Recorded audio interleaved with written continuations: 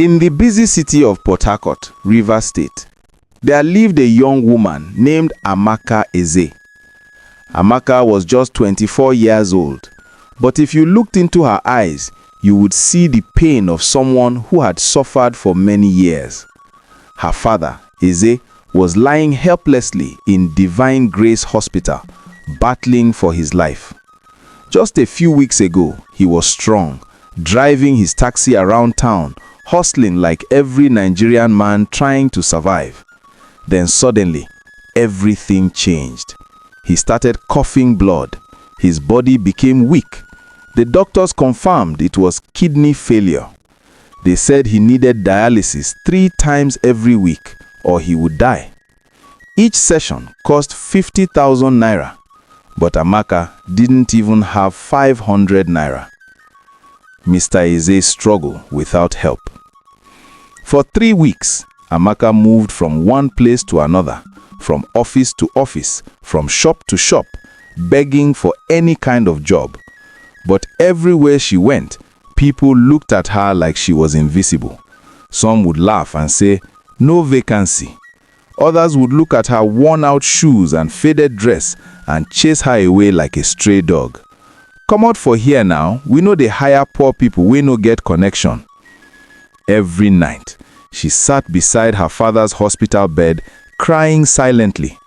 Her father would hold her hand with his weak fingers and whisper, "Don't cry, my daughter. God will provide." But she does say to herself, how would God provide when all the doors in Port Harcourt were shut against her like heaven's gates? One afternoon, as Amaka was walking down Aba Road, her stomach growling like an angry lion, she saw a crowd of people gathered in front of a massive building. The building was so tall and beautiful that it looked like it was touching the sky. The walls were painted gold and white, and expensive cars were parked outside like toys in a rich man's warehouse. "What is happening here?" she asked an old woman selling roasted plantains by the roadside. The old woman's eyes widened with excitement. "Ah, my pikin, you never hear? That na Alhaji Suleiman Danjuma, billionaire businessman. That man get money past Dangote. Today, they say he dey inside, and people they come beg him for help." Amaka's heart began to pound like a talking drum at a festival. This was it. This was her chance. She pushed through the crowd, her small body squeezing through bigger bodies like a rat passing through a hole in the wall. When she managed to get to the front, there were 4 huge security men standing at the gate. These men were so big that they looked like mountains wearing uniforms, and their muscles were so large that their shirts were almost tearing apart. "I want to see Alhaji Suleiman," Amaka shouted, her voice shaking with desperation. The first security man looked down at her and laughed loudly like thunder. "You, small rat, you want to see Alhaji? Come out for here before I throw you out." But Amaka did not move. She planted her feet on the ground like a tree that refused to fall. "Please, sir, my father is dying. I need a job, any job. I can clean, I can cook, I can wash clothes. Please, let me see him for 5 minutes, just 5 minutes." The security man stepped forward, his face hard and angry, like someone who had been angry since birth. "If you no come out now, I go flog you with koboko." He raised his whip in the air. The crowd began to murmur. Some people felt pity for her, while others said she was wasting her time. "That girl no say rich people no they help poor people," one man said, shaking his head. Just as the security man was about to strike Amaka with the whip, a voice rang out from inside the compound. "Wait, bring her in." Everyone turned in shock. The security men froze like statues.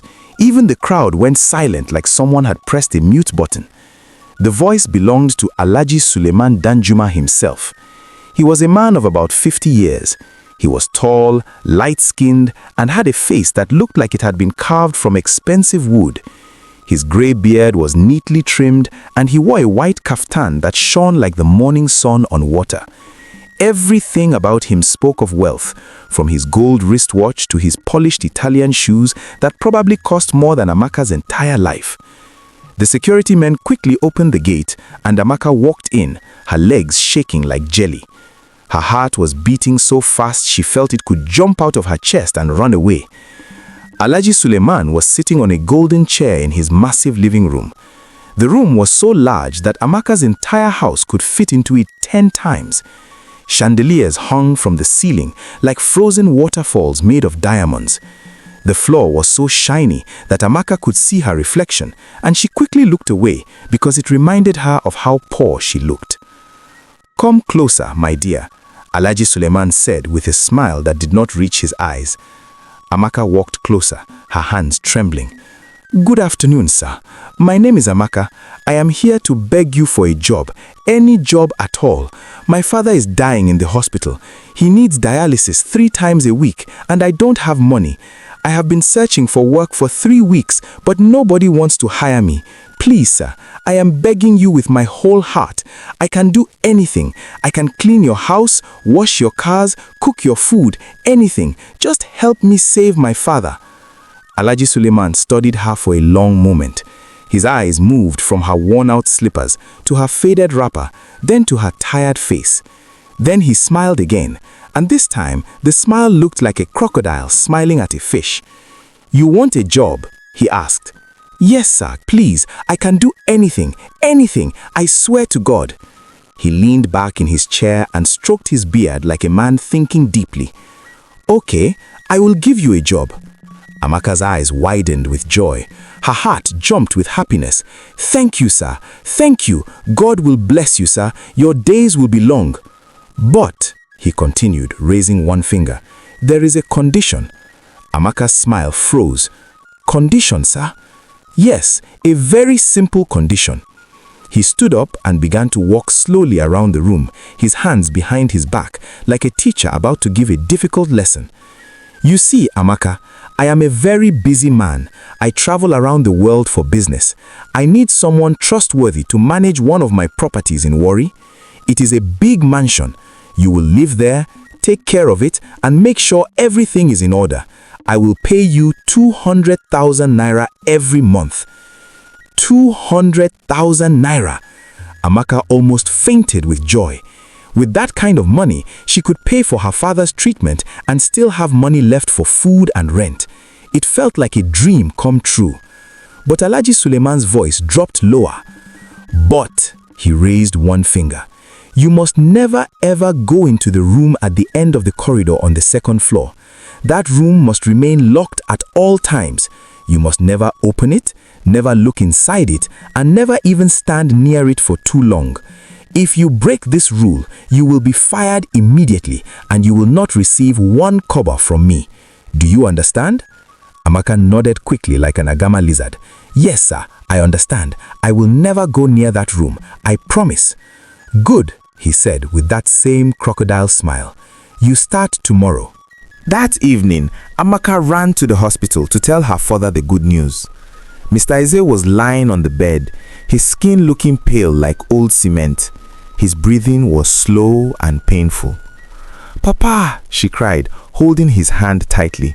"I got a job. I got a very good job. We can pay for your treatment now. You are going to be fine." Her father's tired eyes opened slowly. "My daughter, what kind of job?" "I will be managing a big house for a rich man called Alhaji Suleiman. He will pay me 200,000 naira every month." Mr. Eze frowned. Even in his weak condition, a father's instinct told him something was not right.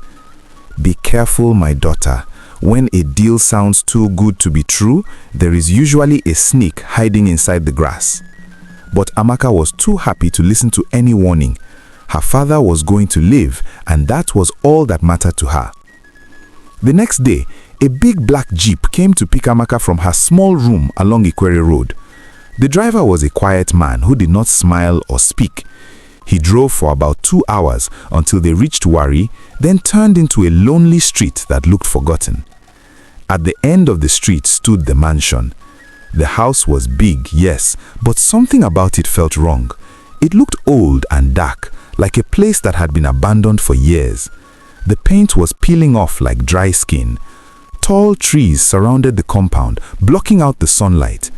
Even though it was afternoon, the place felt cold. "This is where you will be staying," the driver said flatly, then drove away immediately.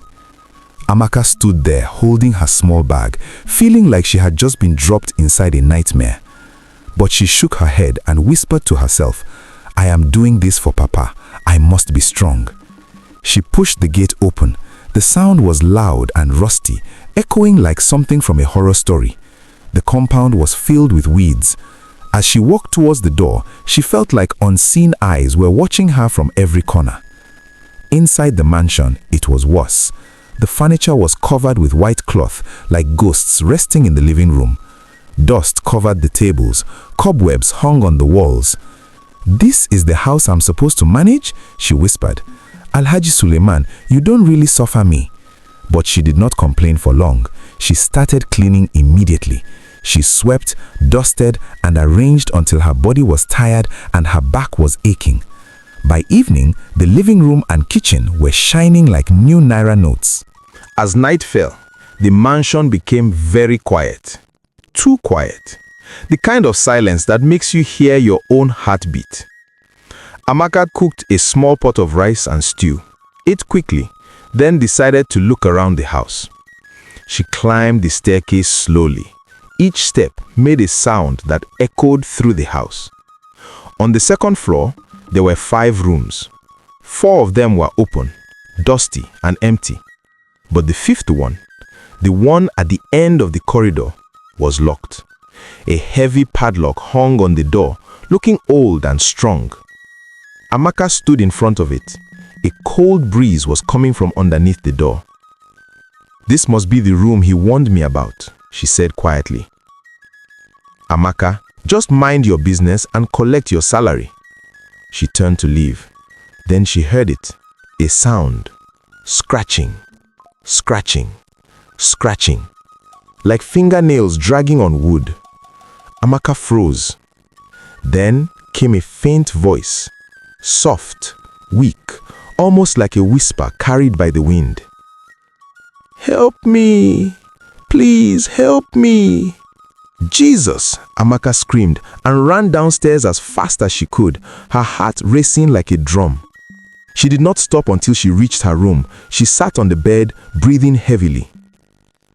"What kind of problem have I entered?" she whispered, her body shaking. For 3 days, Amaka tried to ignore the sounds. Every night, the scratching continued. Every night, the whisper returned. But she covered her ears with her pillow and prayed until sleep carried her away. On the 4th day, Alhaji Suleiman called her. "Amaka, how is everything going?" "It is going well, sir," she replied, forcing her voice to sound calm. "Good," he said. "Remember, do not go near that room. If you value your life and your father's life, stay away from that room." The way he said, "your father's life," made her body go cold. It sounded like a warning or a threat. That night, Amaka could not sleep. The scratching was louder than before. The voice was clearer. "Please, I am hungry, so hungry. Help me." Amaka sat up. Her heart was beating fast. What if someone is really inside, she thought. What if someone needs help? But then another thought came. If I lose this job, my father will die. She closed her eyes tightly, then opened them again. Sometimes, fear must bow to courage. She stood up. She took her torchlight and climbed the stairs slowly. Her hands were shaking. When she reached the door, she looked at the padlock carefully. It looked old, but not forgotten. Someone had been opening it. Her breath caught. Slowly, she brought out a hairpin. When she was younger, she used to pick locks for fun. Her fingers moved carefully. Click! The lock opened. Her heart stopped. She pushed the door open slowly. What she saw inside changed everything. It was not a ghost. It was not a monster. It was a girl. A young girl, about 16 years old, thin like a broomstick. Her hair was dirty and tangled. Her clothes were torn. A heavy chain was locked around her ankle, tied to the wall. Her eyes were filled with pain. Who are you?" Amaka whispered. The girl looked up weakly. "My name is Zainab. Please help me. He has kept me here for 2 years." Amaka's head was spinning. "Who did this to you?" "Alhaji." "Yes," Zainab cried, tears streaming down her face. "I was just like you. I came here looking for a job. He said he would help me, but then he trapped me here. He said I knew too much about his business. Please, you have to help me before he does the same thing to you." Bam! The truth hit Amaka like a thunder. This was not a job. This was a trap. And she was next. "We have to get out of here," Amaka said, her voice now firm, even though fear was still shaking inside her chest. She rushed forward and began to examine the chain tied to Zainab's leg. The chain was thick, strong, locked tightly with a heavy padlock. Zainab shook her head weakly. "The key is with Alhaji Suleiman. There is no way out." Amaka's eyes hardened. "There is always a way out," she said quietly. "The river that cannot find a way around a rock will find a way through it."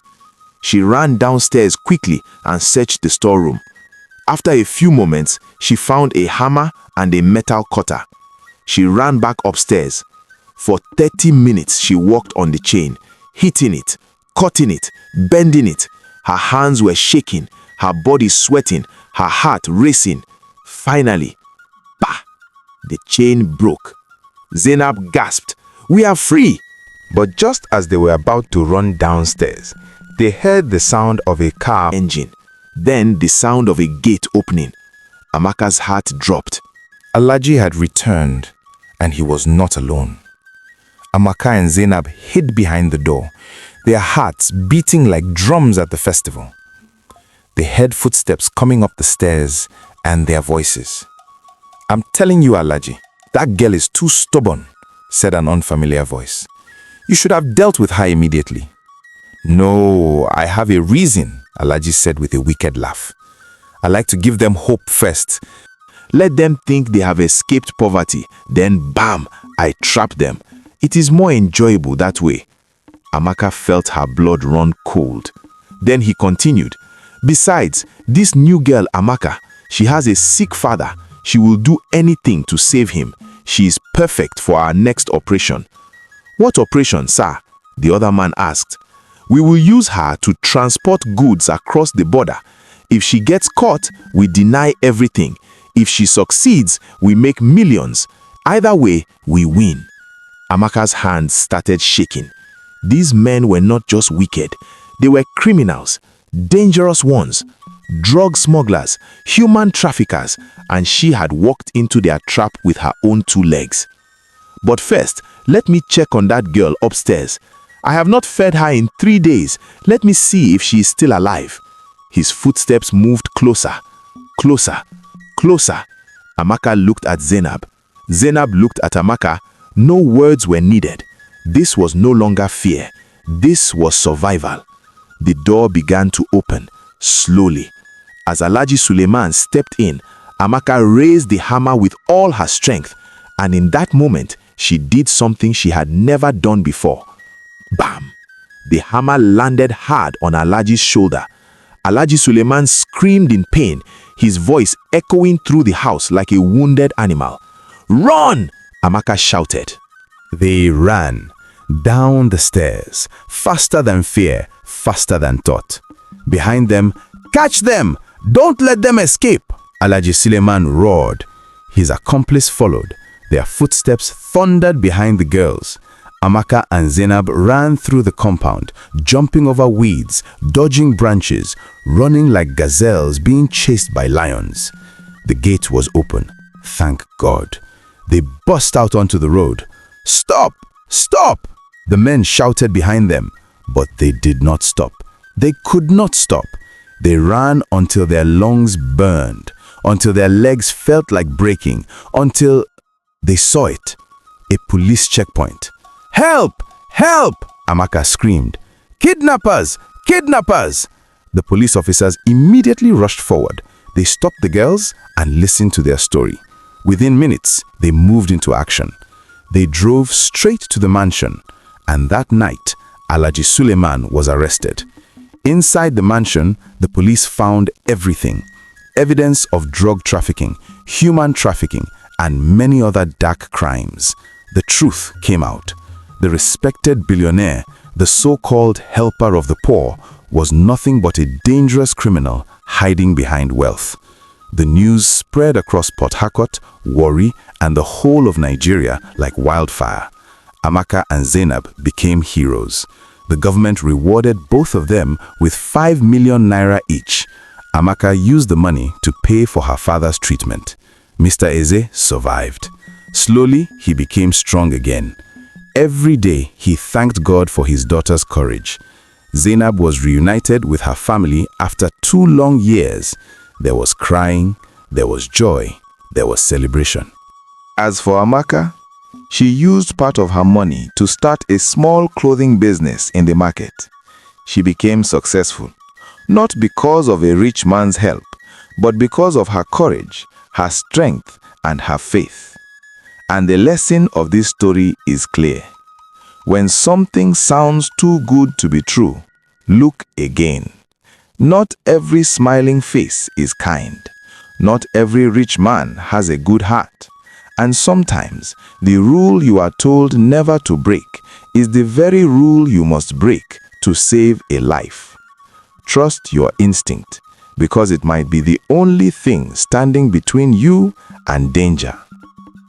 Let me know of your thoughts in the comment section below, and let me know where you are watching this video from in the comment section below. Give this video a thumbs up if you haven't done so by now, and please subscribe to our channel if you haven't still done so by now. Until I bring another juicy and interesting story your way again, bye for now.